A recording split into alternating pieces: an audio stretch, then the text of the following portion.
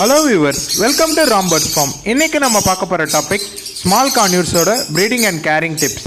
கான்யூரோட origin பார்த்தீங்கன்னா southern central America. இதோட size பார்த்தீங்கன்னா 10 inches, அதாவது 26 centimeter. இதோட வெயிட் பார்த்தீங்கன்னா 60 to 80 grams வரைக்கும் இருக்கும். இதோட லைஃப் ஸ்பேன் பார்த்தீங்கன்னா 20 years. இது வந்து ஒரு ஸ்மால் கான்யூர். இப்போ ஸ்மால் கான்யூர்ஸில் என்னென்ன மியூட்டேஷன்ஸ்லாம் இருக்குதுன்னு பார்த்துடலாம். க்ரீன் சிக் கான்யூர் இருக்குது, பைனாப்பிள் கான்யூர் இருக்குது, டர்க்கிஷ் கான்யூர் இருக்குது, எல்லோ சைடட் கான்யூர் இருக்குது, சினமன் கான்யூர் இருக்குது, அப்புறம் இன்னும் சில மியூட்டேஷன்ஸ்லாம் இருக்குது. இதெல்லாம் ஸ்மால் கான்யூர் வகையை சேர்ந்தது. இதோட ப்ரைஸ் ரேஞ்ச் பார்த்திங்கன்னா ரொம்ப லோவாக இருக்கும். 3000 to 5000 வரைக்கும் சிக்கோட ரேட்ஸ்லாம் கிடைக்கும், அதாவது ஹேண்ட் ஃபீடிங் சிக்ஸ். இதோட நாய்ஸ் லெவல் பார்த்திங்கன்னா லோவாக தான் இருக்கும். கான்யூரோட சவுண்ட் லெவலுக்கு இல்லாமல் கொஞ்சம் கம்மியாக தான் இருக்கும். இப்போ இந்த கான்யூர் வாங்கும்போது என்னென்னலாம் பார்த்து வாங்கலான்னு பார்த்தீங்கன்னா, அதோட கால் பார்க்கணும். காலில் பார்த்தீங்கன்னா ஏதாவது பபுள்ஸ் இருக்கா, இல்லை ஏதாவது சொறி மாதிரி இருக்கும், அந்த மாதிரி ஏதாவது இருக்கா. அதுக்கப்புறம் டெயில் கடியில் பார்க்கணும். எப்பயுமே ஒரு பேர்டு வாங்கும்போது அதோட வெண்ட்டை தான் ஃபஸ்ட்டு பார்க்கணும். அது வெண்ட்டு வந்து வெட்டாக இருக்குதா இல்லையான்னு பார்க்கணும். அதுக்கப்புறம் பார்த்தீங்கன்னா இதோட டெயில்ஸோட ஃபெதர்ஸ் ஏதாவது உடஞ்சிருக்கான்னு பார்க்கணும். அந்த மாதிரிலாம் எதுவும் இல்லாமல் பேர்டு வந்து எப்பயுமே டேட்டியாகவே இருக்கக்கூடாது. டேட்டியாக இருக்கிற பேர்ட்லாம் பார்த்திங்கன்னா எப்பயுமே அன்க்ளீனாக தான் இருக்கும். சில பேர்ட் பார்த்திங்கன்னா தண்ணியில் பட்டு கொஞ்சம் டேர்ட்டி ஆகும், அதெல்லாம் ஒன்றும் பிரச்சனை இல்லை. அதுக்கப்புறம் ஐஸை கண்டிப்பாக பார்க்கணும். ஐஸில் ஏதாவது வாட்டரியாக இருக்கா, இல்லை ஐஸ் ஏதாவது க்ளோஸ் ஆகிருக்கா, அந்த ரேஞ்ச்லாம் பார்த்துட்டு இருக்கணும். அப்புறம் பீக்கில் பார்க்கணும். பீக் ஏதாவது சைடாக இருக்கா, இல்லை பீக் வந்து ப்ராப்பராக இருக்கா, அந்த மாதிரி பீக் ரேஞ்செலாம் பார்க்கணும். அப்புறம் பீக்கில் ஏதாவது டிசீஸ் இருக்கா, இதெல்லாமே பார்த்துட்டு ஒரு பேர்டு இப்படி தான் வாங்கணும். பேர்டை வந்து நல்ல வெளிச்சமாக அட்லீஸ்ட் ஒரு 1/2 hour டைம் எடுத்துக்கோங்க, ஒரு பேர்டை நீங்கள் நல்லா ப்ரிஃபர் பண்ணி பார்த்து வாங்குறதுக்கு.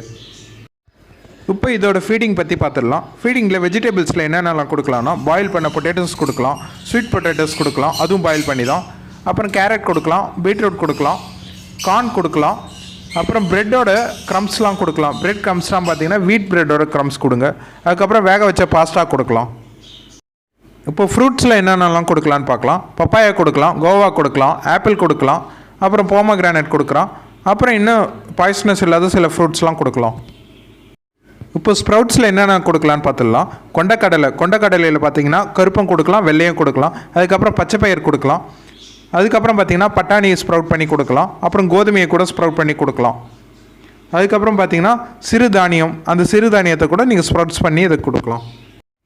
இப்போ கீரை வகைகளில் என்னென்ன கீரைலாம் கொடுக்கலாம்னா, அரைக்கீரை கொடுக்கலாம், முளைக்கீரை கொடுக்கலாம், சிறுகீரை கொடுக்கலாம்.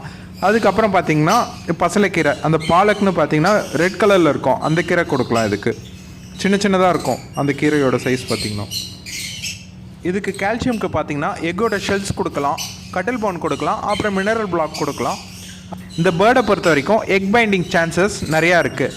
அதனால் வந்து எக் பைண்டிங் சான்சஸை எப்படி தடுக்கலான்னா, கால்சியம் ரிச் ஃபுட்டை வந்து கொடுக்கலாம். கால்சியம் ரிச், அதாவது கால்சியம் அதிகமாக உள்ள ஃபுட் பார்த்திங்கன்னா ஸ்பினாச், எக்கோட ஷெல், அப்புறம் கட்டில் போன், அப்புறம் மினரல் பிளாக் கொடுக்கலாம். அப்புறம் எக் ஃபுட் மறக்காமல் கொடுங்க. இதெல்லாம் பார்த்திங்கன்னா எக் பைண்டிங்கை குறைக்கும். இப்போ இதோட ப்ரீடிங்கை பற்றி பார்த்துடலாம்.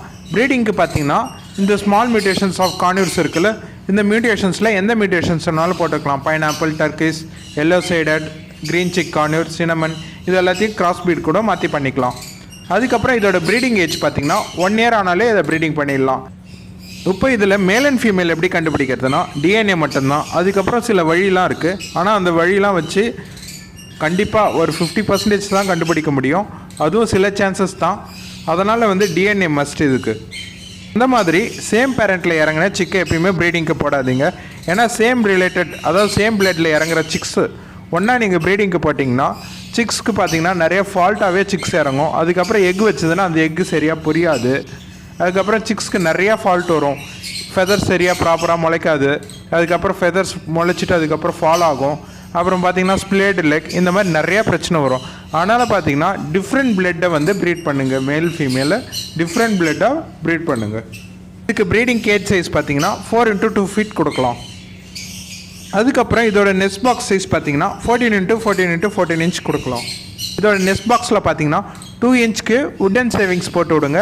ஏன்னா வந்து ஈட்டை வந்து ஸ்டெபிளைஸ் பண்ணோம். அப்புறம் எக்கு வந்து வேறு இடத்துக்கு மாறாது. அதாவது இப்போ பாட்டிலெல்லாம் பார்த்தீங்கன்னா குழியாக இருக்கிறதால அந்த இடத்துல தான் எக் வந்து நிற்கும். இப்போ இதுவே மரப்பொட்டி, அதனால் உட்டன் ஷேவிங்ஸில் வச்சு அது எக் அங்கே லே பண்ணுதுன்னா அந்த இடத்துல பார்த்தீங்கன்னா வேறு இடம் நவுறாது. அதனால தான் உட்டன் ஷேவிங்ஸ் வைக்கிறாங்க. ப்ளஸ் வந்து அந்த ஈட்டை வந்து ஸ்டேபிளைஸ் பண்ணணும். அதுக்கப்புறம் பார்த்தீங்கன்னா சிக்ஸ் இறங்குச்சுன்னா சிக்ஸ் போடுற வேஸ்ட்லாம் பார்த்தீங்கன்னா அது நல்லா அப்சர்வ் பண்ணும். அதுக்காக தான் வுடன் ஷேவிங்ஸ் யூஸ் பண்ணுறாங்க. இப்போ கேஜும் நெஸ்ட் பாக்ஸும் நீங்கள் செட் பண்ணிட்டீங்க. இதுக்கப்புறம் பார்த்தீங்கன்னா ஒரு பேர் ஆஃப் பேர்டை வந்து நீங்கள் இதில் வாங்கி விட்டுறீங்க. டிஎன்ஏ டெஸ்ட் பண்ணி மேல் அண்ட் ஃபீமேல் பார்த்தீங்கன்னா டிஃப்ரெண்ட் பிளட்டில் உள்ளதை வாங்கி விட்டுறீங்க. அதுக்கப்புறம் பார்த்தீங்கன்னா இந்த பேர்டுக்கு வந்து ஹெல்த்தியாக ஃபீட் பண்ணணும். ப்ரீடிங்க்கு பிஃபோர் ஹெல்த்தியாக ஃபீட் பண்ணால் தான் உங்களுக்கு இறங்குற எக்கும் இறங்குற சிக்கும் பார்த்தீங்கன்னா நல்ல ஹெல்த்தியாக இருக்கும். வர சிக்கும் நல்ல ஹெல்த்தியாகவே இருக்கும். அதுக்கப்புறம் இதோட ப்ரீடிங் சயின்ஸ் பார்த்தீங்கன்னா மேல் வந்து ஃபீமேலுக்கு வந்து ப்ரீடிங் பண்ணோம். அதுக்கப்புறம் மேலும் ஃபீமேலும் மாற்றி ஃபீட் பண்ணிக்கும். அதுக்கப்புறம் பார்த்தீங்கன்னா மேல் ஃபீமேல் கிட்ட டிஃப்ரெண்ட்டான சவுண்ட் கொடுத்துட்டு இருக்கும். இதெல்லாம் முடிஞ்சதுக்கப்புறம் மேல் பார்த்தீங்கன்னா நெஸ்ட் பாக்ஸை போயிட்டு இன்ஸ்பெக்ட் பண்ணிட்டு வரும். நெஸ்ட் பாக்ஸ் வந்து ப்ராப்பராக இருக்கா இல்லையான்ட்டு. அதுக்கப்புறம் ஃபீமேல் வந்து நெஸ்ட் பாக்ஸ்குள்ளே போகும். நெக்ஸ்ட் பாக்ஸ்குள்ளே போயிட்டு அதுக்கப்புறம் பார்த்தீங்கன்னா மேட்டிங் நடக்கும். மேட்டிங் நடந்து ஒரு 7 to 10 days வந்து எக் வைக்க ஆரம்பிக்கும். இதோட இன்குபேஷன் டைம் பார்த்தீங்கன்னா 22 to 25 days. இதோட கிளச் சைஸ், அதாவது எவ்வளோ எக் வைக்கும்னு பார்த்தீங்கன்னா ஒரு மீட்டிங்னு பார்த்தீங்கன்னா 4 to 6 எக் வரைக்கும் வைக்கும். அதுக்கப்புறம் பார்த்தீங்கன்னா மேலும் ஃபீமேலும் தான் இன்குபேட் பண்ணோம். சிக்குக்கு ஃபீட் பண்ணுறதும் பார்த்தீங்கன்னா மேலும் ஃபீமேலும் தான் போத் போயிட்டு ஃபீட் பண்ணோம். அதுக்கப்புறம் இதோட சிக்கோட ஃபுல் க்ரோத்தோட ஏஜ் பார்த்தீங்கன்னா 7 weeks. 7 weeksல பார்த்தீங்கன்னா ஃபுல் க்ரோத் ஆகிடும். இப்போ நீங்கள் சிக்குக்கு ரிங் போடணும்னு நினச்சிங்கன்னா 10 to 14 நாளுக்குள்ளே ரிங்கை போட ஆரம்பிச்சிடலாம். இப்போ நீங்கள் ஹேண்ட் ஃபீட் பண்ணணும்னு நினச்சிங்கன்னா ஒரு 15 daysலேருந்து 20 daysக்குள்ளே வந்து அந்த சிக்கை எடுத்துடுங்க. அதுக்கப்புறம் பார்த்தீங்கன்னா சில சிக் பார்த்தீங்கன்னா ஹேண்ட் ஃபீடிங்க்கு ப்ராப்பராக ஹேண்ட் ஃபீட் வாங்காது. அதனால் பார்த்தீங்கன்னா அட்லீஸ்ட் ஒரு 25 daysக்குள்ளேயாச்சும் அந்த சிக்கை எடுத்துருங்க. அப்போ தான் ஹேண்ட் ஃபீடிங்க்கு ப்ராப்பராக இருக்கும். இப்போ நீங்கள் வந்து இன்ஸ்பெக்ஷன் பண்ணணும்னு நினைக்கிறீங்க நெஸ்ட் பாக்ஸ்குள்ளே. அப்போ வந்து பேரண்ட்ஸ் வந்து வெளியே இருக்கிற டைமில் வந்து இன்ஸ்பெக்ட் பண்ணுங்கள். ஏன்னா இது பேரண்ட் வந்து ரொம்ப அக்ரெசிவாக இருக்கும். அதோட கோவத்தெல்லாம் பார்த்தீங்கன்னா நம்மக்கிட்ட காட்டாது, அதோட சிக் கிட்ட தான் காட்டும். அதனால் பார்த்தீங்கன்னா இன்ஸ்பெக்ட் பண்ணும்போது பேரண்ட் வெளியே இருக்கிற நேரம் பார்த்து பொறுமையாக ப்ராப்பராக இன்ஸ்பெக்ட் பண்ணுங்கள், எந்த ஒரு டிஸ்டர்பன்ஸும் இல்லாமல். நெக்ஸ்ட்டு இது ப்ரீடிங் முடிச்சதுக்கப்புறம் கண்டினியூஸாக ப்ரீடிங் போடணுமா? அப்படி போடாதீங்க.